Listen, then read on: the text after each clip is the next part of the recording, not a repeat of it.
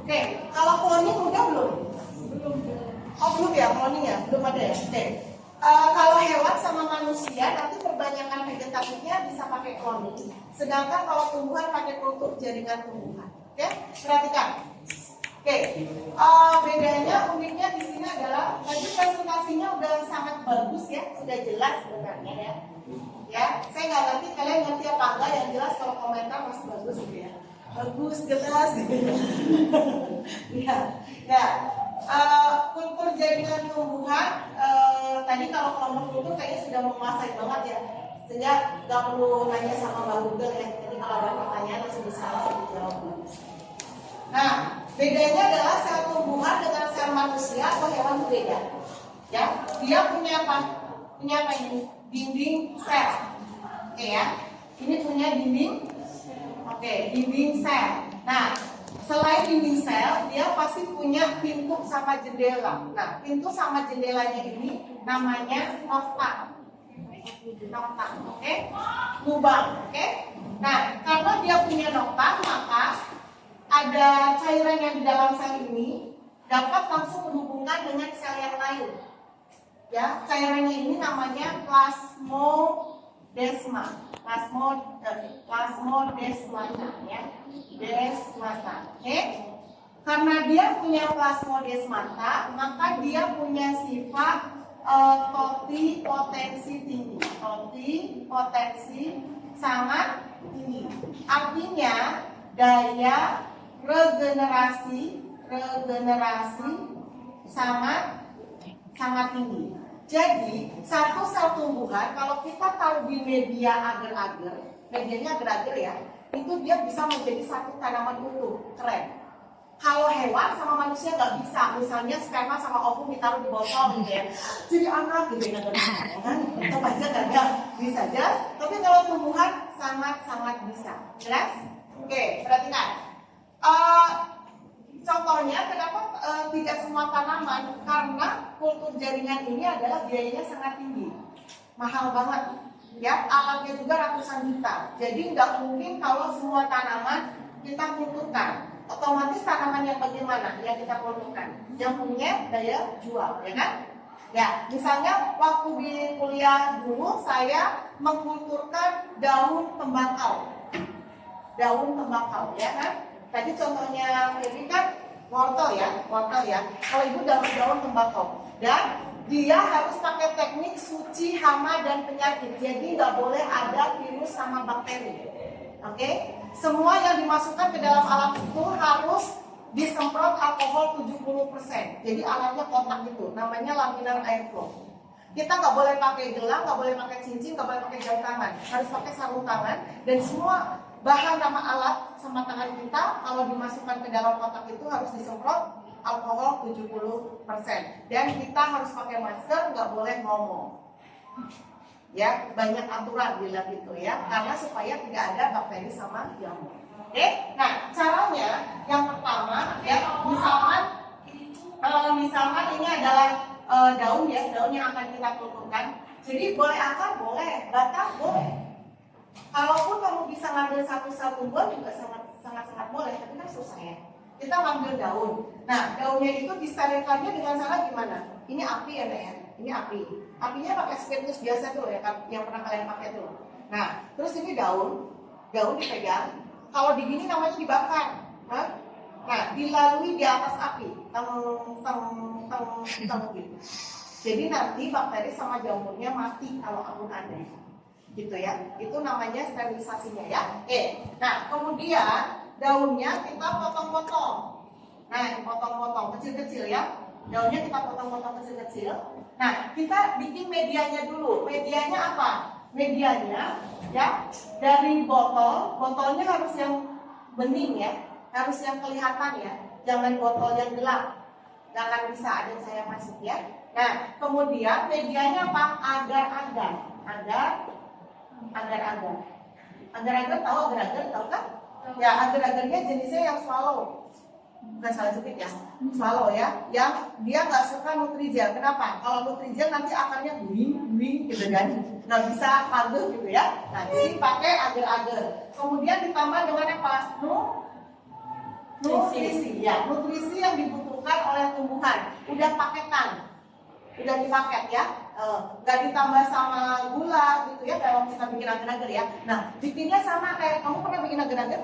Agar-agar, kasih air, kasih nutrisi, dicampur, diaduk, kemudian ditaruh di botol. Kenapa ditidurkan? Supaya luas, tempatnya luas. Kalau diberdirikan kan sempit, ya kan? Nah, sudah habis itu si daunnya ini ya, setelah dipotong kecil ini, nah daun potongan ini namanya eggplant, eggplant ya kan? Nah, dimasukkan ke sini, ini eggplantnya di sini. Nah, dimasukkan di sini. Oke, ini eggplant. Berarti bagian tumbuhan yang dikulturkan namanya eggplant. Oke. Nah, setelah 1 bulan, 2 sampai 6 minggu, si daun yang warnanya apa? Daun warnanya apa? Hijau. Berubah jadi bening. Ya, berubah jadi bening. Ya. Kemudian dia akan berubah bening dan seperti bulatan-bulatan itu. Nah, bulatan ini namanya kalus. Jadi dari eggplant ke kalus. Setelah 4 bulan, kurang lebih 4 bulan ya. Jadi kultur jaringan itu lumayan lama.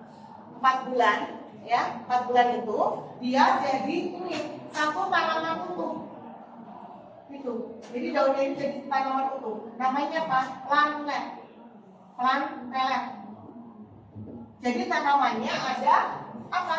Ada akar, ada batang, ada daun. Ngeri kan? Jadi dari daun setelah 4 bulan atau setengah tahun dia berubah menjadi tanaman yang utuh. Oke? Nah, habis itu berarti sebotol ini kan penuh dengan tanaman tembakau yang utuh kan? Nah, berarti kita mulai panen gitu loh ya. Dipanennya gimana? Ya diambilin aja, diambilin tanamannya dalam bolongan ini atau dipecahin itu botolnya kalau nggak dipakai lagi. Setelah dipecahin, si tanaman itu harus dibersihkan benar-benar dari agar-agar. Supaya apa? Supaya bakteri sama jamur nggak bikin dia mati gitu ya. Ngerti ya? Nah, kemudian habis itu dia dipindahkan ke mana? Tanah. Ya, ke tanah. Bisa kebayang nggak? Ada kelapa yang namanya kopior. Kelapa jenis kopior itu satu butirnya itu sekitar 1 juta. Ya, dia bisa bikin VCO, dia bisa bikin makanannya tuh bisa buat kecantikan, bagian dagingnya tuh buat kecantikan. Terus banyak manfaatnya, makanya petani itu berlomba-lomba karena satu butirnya itu harganya 1 juta. Kebayang kalau satu pohon dia panen 10 juta, baru satu pohon. Kalau dia punya 100 pohon, ngerti nggak? Nah, tapi uniknya dia nggak bisa itu si kelapa ya langsung menunggu biji, kemudian bijinya ditanam gitu ya, atau tunas kelapanya ditanam, nggak bisa. Dia harus pakai kultur jaringan, makanya mahal.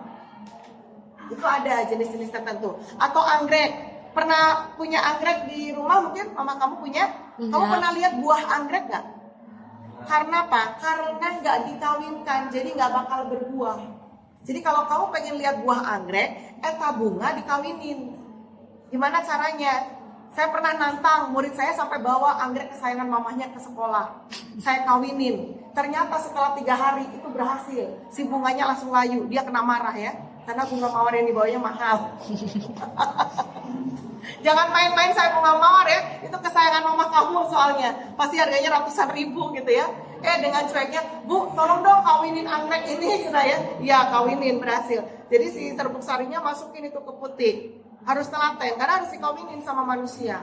Kalau di hutan gimana? Kalau di hutan dibantu sama hewan. Tapi kan itu kuasa Allah, ya kan? Nah, kalau di rumah kan hewannya nggak ada. Terpaksa manusia. Cuman masalahnya 3 hari langsung layu, ya. Oke. Kalau ditanya apakah Bu Wendy berhasil waktu kultur jaringan? Saya waktu seminggu, jadi ini dimasukkan ke dalam sebuah ruangan. Kalau masuk ruangan situ harus pakai gas lab, pakai masker. lengkap pokoknya kita, nggak boleh main-main ya.